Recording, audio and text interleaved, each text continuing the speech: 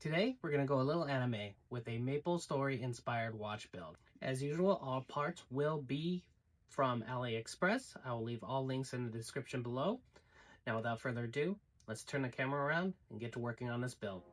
Alright, ladies and gentlemen, again, for this build, I am using my Cricut decal maker. I use this, what I'll do is I'll print an image with the software app onto the decal maker. For this build, we are going to be doing 2 playing cards surrounded by a crescent moon. And for the indices, I'll be using hand-painted gold indices that I'll be just hand-painting on there at different sizes and shapes. You'll see there in a minute. So right now I'm just going to cut out the outline of the actual 2 cards together. As you can see there, you'll see the crescent moon as well as the outline of the cards themselves, as you'll see in a second how I will be placing this on the dial. Again, as I said in the introduction, the dial movement, everything was bought on Aliexpress. And right now I have the stencil placed directly where I want it on the dial. It is just a plain dial. And right now I am using my Dremel with a very fine tip to lightly etch the surface of the dial within the template there. Just lightly going, scratching the surface of the dial here. Just lightly scratching. Just so I can get a nice stencil out of it. And then later on, I'm going to fill that stencil with some gold from a paint pen that I used. Alright, I'm going to speed this up a little bit. Nothing too fancy. I'm just going around the whole edge of the crescent moon along with the edge of the cards. Let's take a look now. Remove the stencils. As you can see there, I have a nice outline of the cards. Next thing I did was I painted the whole outer edge blue, which I didn't film, unfortunately. But now I am going over the template that I made in gold pen. This is a paint pen I bought at the local hobby store. Great for working on metal, as it does adheres to the metal really well.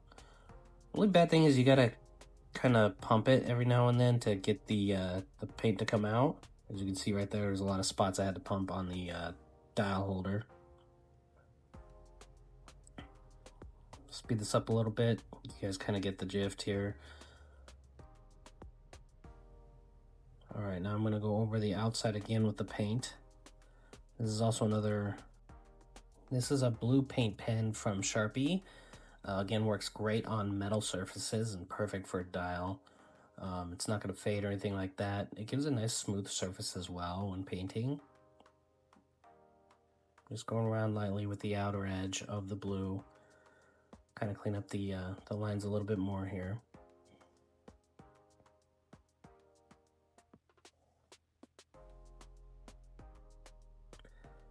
Anybody ever heard of the anime MapleStory?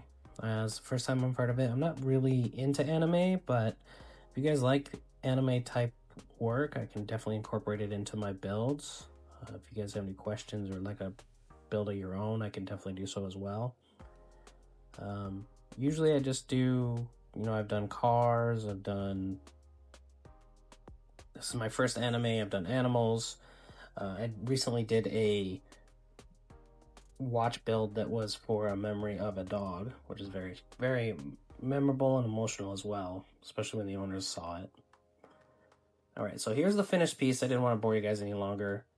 As you can see there, it's got a little bit of a 3D effect, and I added the gold painted markers, different sizes, the 12, 3, 6, and 9 being a little bit bigger than the others, spaced out accordingly.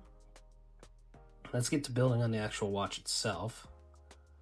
So for this build, it's a blue and gold theme, so I wanted to go with the gold sword tip type hands, a bronze case, which I think will pair perfectly with this blue and gold theme, and then a bronze see-through case back. And then for the strap, I have a blue and bronze NATO strap. All right, let's get to building here. So because this doesn't have a date window, you don't really have to worry about setting the date to click over to the next day because you don't see it. But I'm going to still put the hand or the hours hand at midnight. Use a piece of Rodico and my hand pusher. I shouldn't use the light on this. It's kind of reflective. That's my bad. Didn't realize how reflective this dial was. So we're going to give this a quick spin around the clock here. Make sure it's not catching. All right, now it's time for the minute hand. Also that beautiful gold sword style hand. Take a piece of Rodico, hold it with the hand, and then with the pusher, push it right onto the post at midnight again. Make sure it's on there firm. Oh, it seemed a little loose. So I'm going to try that again. Yep, it was loose. See, kind of shake there. There we go. You should feel it pop on there. All right, so let's give it a little turn here. Make sure it's not catching on anything. I like to go a full 24 hours. Just kind of make sure that it's not catching on any of the paint or the other hand itself. All right, here's the tricky one, but I actually got it first try. Placing the second hand on the dial. One and done. All right, let it go a full minute. All right, so we got all the hands on here now. Blow some air on it, make sure there's no dust particles or anything like that. You don't want any particles on the dial. As you can see, I still have the crown that came with the movement itself. We have to take that apart. So what I do is I'll grab it with my index finger and my middle finger. There's a little button on the inside that you have to push in order to release the original crown and stem. Got it there. Then just pull it out. Boom.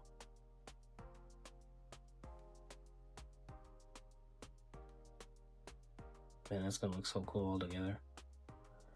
All right, now we're gonna take the case, blow some air on it, make sure there's no dust particles. Give it a quick wipe down. I really need to get one of those pens that just cleans it because this cloth is not doing it. That's gonna be my next purchase from Ali. All right, no smudges, no smears, no dust particles. At least on the inside for now. All right, so now we're gonna remove the case crown. It will not have the stem on it, as you'll see in a second.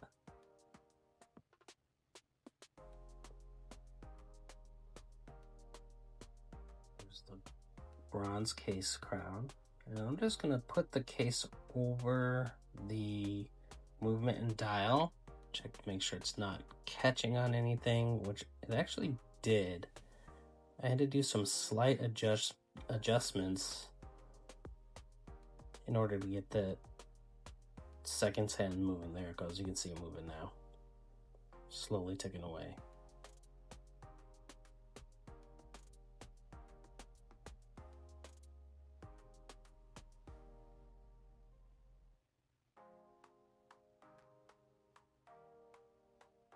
Now, what I like to do is flip the movement upside down.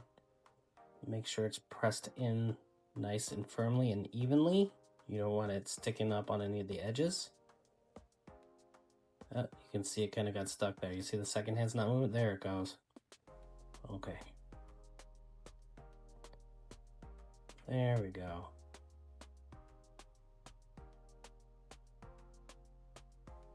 Man, that's such a cool looking dial. Okay, now that the second hand is moving freely, let's move on to the stem and crown portion of the video. Give it a quick air, make sure there's no dust particles or anything like that. Again, it's always good to look at or to make sure that there's no dust particles. All right, along with the NH35 movement, they also provide a stem that you need to cut short because it's always long, because it just depends on what size case that you use. Every stem is usually different length, so they make it extra long. So what you're going to do is you're going to just screw on the crown on the stem that they provided.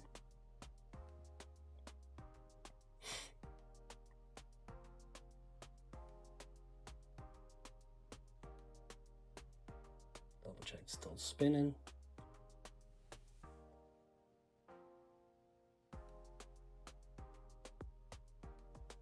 Make sure the crown is on nice and snug, not too tight, but nice and snug.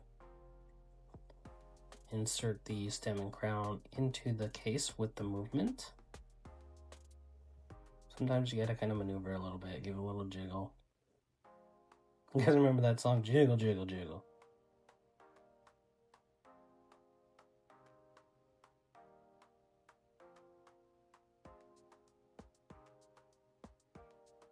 There it goes. And you also want to try and pull it out to make sure that it's not, or that it is seated correctly inside the movement. I'm going to take my calipers here, and I'm going to measure from the bottom of the crown to where it touches the case.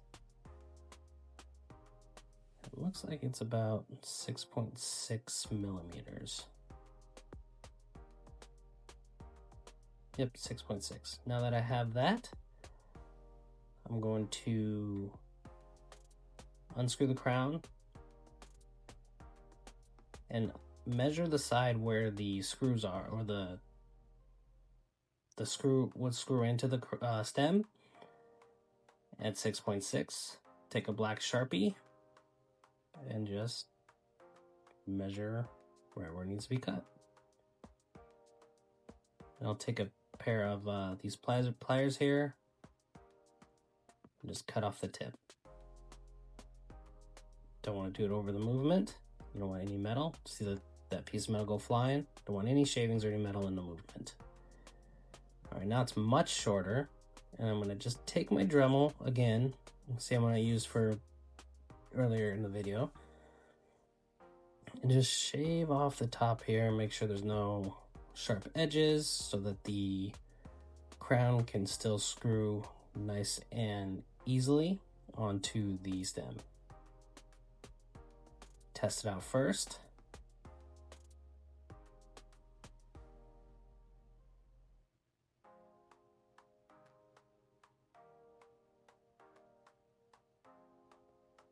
Screw it on there. All right, doesn't look like it's snagging at all.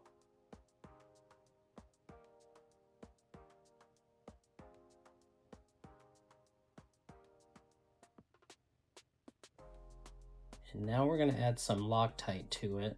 Just a little bit, not too much. Never go excessive on this. Just on the tip. You got to be fast with this. And of course I had to have shaky hands here. But I eventually got it on there. There we go, boom. Loctite's still wet. Give it a nice turn. Make sure it's on there nice and snug. And then also make sure, I didn't video this, but you wipe off the excess Loctite from the edge. Now that the crown and stem are done, we are going to move on to the case back. You'll see on this case back there's a little rubber ring here. Although it's not necessary, I like to take out this rubber ring.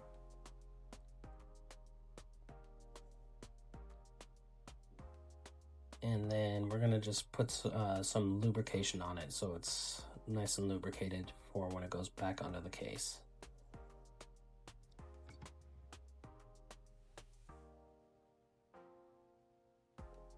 See how nice and oiled that is now? Little shiny pieces. Just take your tweezers, lightly go around the edges.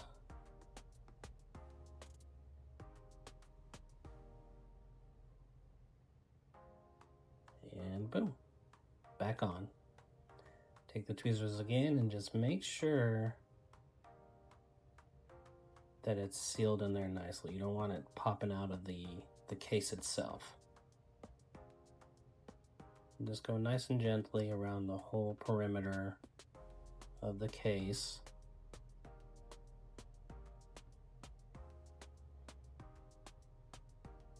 All right, now it's nice and smudged up from fingerprints, so we're gonna clean it off. As you can see, I already put the crown in. It fits there nice and snug. We're gonna use our hands first to get the threads in.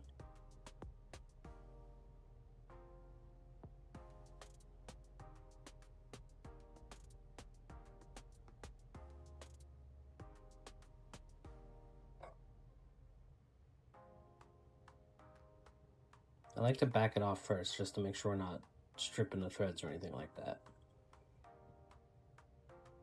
All right, now give it a nice tight turn. Make sure it's watertight.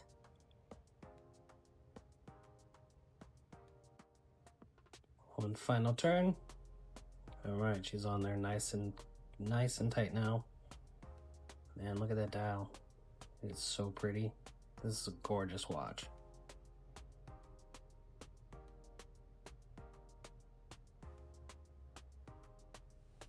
Make sure there's no smudges or anything like that.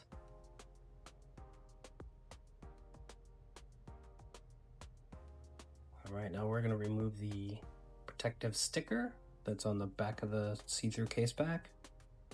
Take your needle nose, or your not your needle nose, your tweezers, excuse me.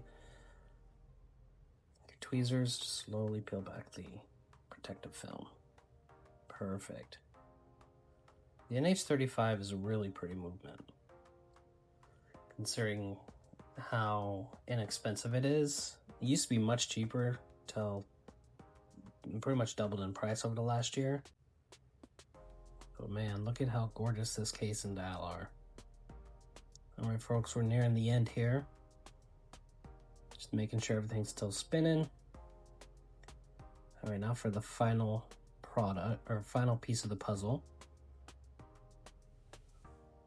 That's gonna be our strap. Now, this is a NATO strap. For those you are not aware of those, it's a single strap that goes through the backside of the case. Unfortunately, it is gonna hide the NH35 movement, but the customer requested this kind of strap because he wanted the nylon to match the cases as much as possible.